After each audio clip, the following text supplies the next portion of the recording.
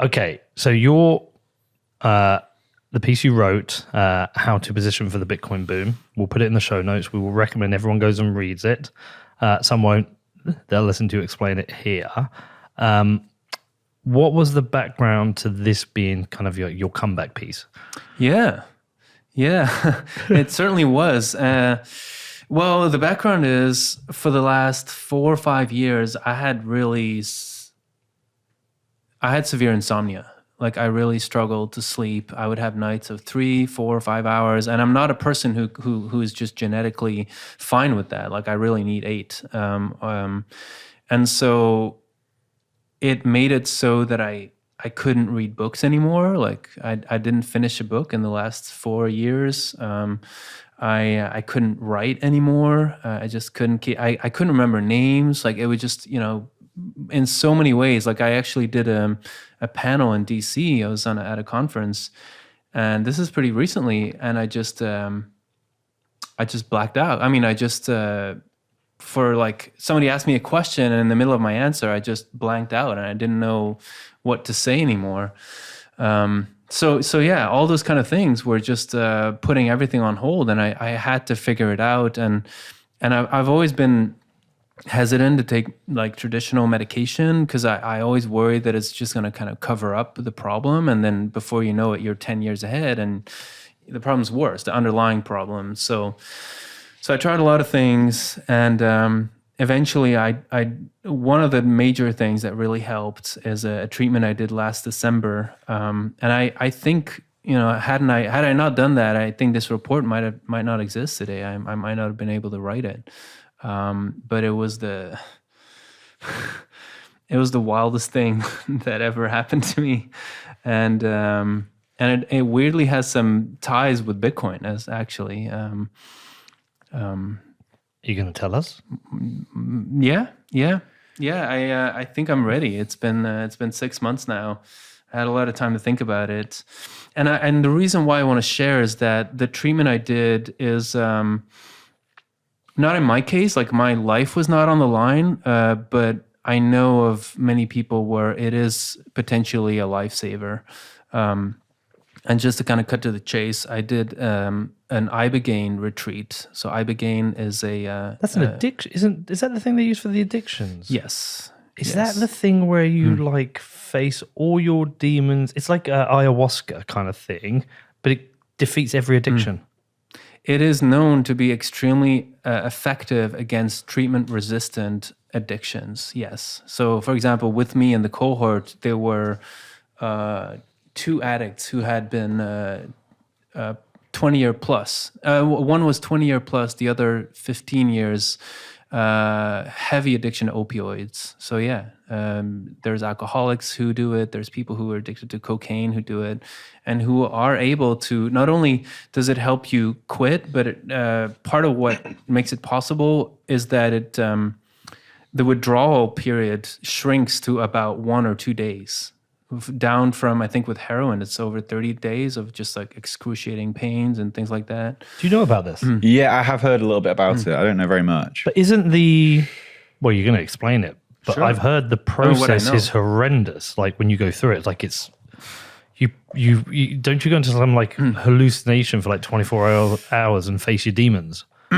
Well, apparently it's not the case for everybody, but in my case, you could say it was something like that. And the backstory is also that, like, I didn't just jump into this like, oh, let's, because I did a lot of research, and actually my cousin back in Belgium was really spiraling. Like he actually had a substance addiction, was really spiraling to the point where we were worried, like, is he going to make it another year? Like it was really critical.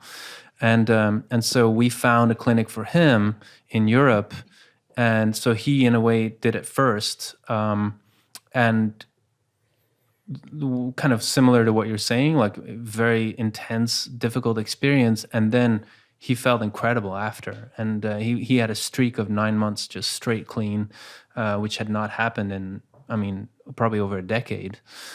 Still clean? He had a small relapse, but he's clean now. Yeah. Good. Yeah. So what is Ibogaine? Can you explain that? Yeah. So Ibogaine is a compound derived from the iboga plant. Generally speaking, you can get it from other plants as well, actually, but it's from the iboga. It's a shrub from the root system, and people ingest it orally. Like you just make it into powder, you ingest it, and it's apparently was historically used by pygmy tribes first, and then gradually by the more general population of Gabon and also in Cameroon. There is and the kind of religious beliefs associated with it is called Bwiti, and there's about 3 million people who use it, and it's not used as like a way to, deal with addiction. It's actually a rite, a coming of age rite. So teenagers will do the same treatment that I did in a tribal setting. To kind of become a man or become a woman. And then later, if you're dealing with a lot of grief, for example, your husband died, like you might do another ceremony and things like that. So it's been around for a real long time. It was discovered in the 1880s in the Western world by some, I think it was, I guess you could say colonists, French, Belgian colonists. And they even made it into a medicine in the 1930s. Like you can still see photos online of I forget the name of the brand, but it was because in low doses it actually is it gives you, it's a stimulant. It gives you strength. So for a while it was sold, but then it was it kind of dwindled. I think it was maybe forbidden. And then in 1962, Howard Lotsof, he was a heroin addict at a very young age and just was trying all kinds of psychedelics and noticed I take this and my addiction is completely gone. So he became the pioneer of this whole space. And so then in the early 90s, when Florida was dealing with this massive problem of cocaine and alcohol, apparently the combination is very, very deadly. So they had a lot of people dying.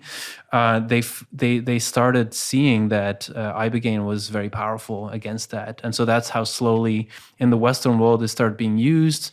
There were a few deaths because it is quite intense on the system. And of course, if you're targeting people that have expose their bodies to chemicals of the heroin and the sorts for sometimes decades, you're not dealing with the strongest people either. So, but there's protocols that they found to really diminish the risk massively. What was I going to say? So for a while, it really went more abroad and in smaller places. And so to this day, apparently only in the Western world between 1960 and now, so in the last 60 years, only about 10 to 40,000 people have ever taken it. But Western people. So it's still very small. Yeah, I mean, we have an epidemic of drug issues. It feels with fentanyl and absolutely. Opioids. We know that this, I mean, the US seems to have a particularly bad problem. It seems like this would be a good solution. Yeah, and there is research in the UK and elsewhere. There are pilot studies, and so it's kind of in the wake of this psychedelic renaissance. It is also coming along, and it has actually now been declared. It's not technically legal, but it can be used in a medical context now in Colorado. And so in a few years, we'll see clinics pop up there. Right now, it's more like Mexico, Portugal, and then Costa Rica is where it's been used. And I can talk about it later, but there's some amazing research that came out on Ibogaine. I went to the Psychedelic Science Conference in Denver, where they talked about, the results where even how it impacts the brain, I don't want to maybe spoil it right now, but because I don't want to it's up to you what you prefer to. Say it. We're in the moment. Sure. I mean, so I was really I knew it was a powerful medicine. I'd experienced it. My cousin went through it. I've talked to some other people. It is probably the most powerful psychedelic on the planet. But so the results of this study, where they specifically worked with veterans that have the worst form of PTSD, they really have traumatic brain injury because of being exposed to blasts and things like that, like very severe PTSD. What they found is that they have a remission of the PTSD by 80 to 90%, which is unheard of compared to other methods. Like exposure therapy only gives you 30 to 40%, SSRI like meds maybe 14%, talk therapy 26%. So 80 to 90% is like unheard of. And so you see the results go below the average for the general population. So these people become, mentally speaking, healthier than the general population after 1 month, 6 months, and even 12 months. And then also they even see a growth in the gray and the white matter of the brain. So for TBI, like there's nothing in the world that does that, where actually it grows, tissue in the brain.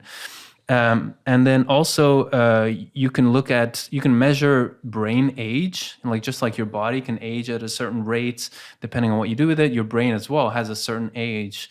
And what they see is that 1 month after an Ibogaine treatment, the mean brain age has reduced by 1.37 years. So I'm like Benjamin Button, like I became 1.37 years younger in the brain sense of the word. So these are just, and this is a pilot study done at Stanford. It's, as far as I can tell, it's not published yet. It's still in peer review, but it was presented at the conference. So I got to talk to the author of the study and made some video of it. Really incredible research. And I asked him, like, is there anything like this? Like, is it, for TBI or PT? He's like, no, there's nothing like it in the world. Is there anything in here for Big Pharma to patent? Well, I mean, so if you do the Ibogaine treatment, you're gonna I assume we'll talk about it, about like how the experience is. And so they're kind of trying to defang it. They're like, well, what if we change the molecule and you get all the benefits, but you don't have like the bad, the nightmare, what if we can take out the psychedelic part of it? So we'll see. They're trying to do that with all the psychedelics, right? They're trying to but the nice thing is, just like in the world of the digital world, the world of code, is that if you have a strong open source protocol, people have a choice. Like they have a choice to either go with what is open source or go with the patented version that is slightly tweaked. So I'm not really worried about that. I think the idea of trying to take the bad part out of it will never work. I once read a study on LSD, because you can do massive amounts of LSD and never really overdose. And I read a study of a few people who had done more than they probably intended to do and had terrible trips. And it was something like 90% of them said it was horrible, it was a terrible experience, but I'd do it again. Like, I don't regret going through the experience. Which is the same for me. Like, I would say the absolute same thing about Ibogaine, and people who work in the space often word it like, well, this is not the trip you wanted, but maybe it was what you needed. So where did you go for it? I went to Mexico for it. Okay. Yeah, I don't want to be too specific because my experience was not great, and I would not recommend it. But at the same time, this clinic in particular, but I also don't want to like dox them or Okay, so we won't recommend say Mexico. Yeah. Yeah, we won't recommend the clinic, but we will talk about the experience. Okay, so talk us through the experience. Well, I'm fascinated by this. I didn't even know this was coming. You always do this. You always come with a curveball. I knew this one was coming. Oh, did you? Yeah, I was emailing with Dan, just checking in about. Yeah. I mean, I've taken a fascination with it, just purely because of somebody who previously had an addiction, and I had a fortunate medical reaction that made me have to just cold turkey it. That it's made it very easy for me. But I know how people struggle with addictions. I mean, I struggle with a vape addiction. Feels extreme way to stop vaping, but maybe it's what I need. But I'm fascinated by it.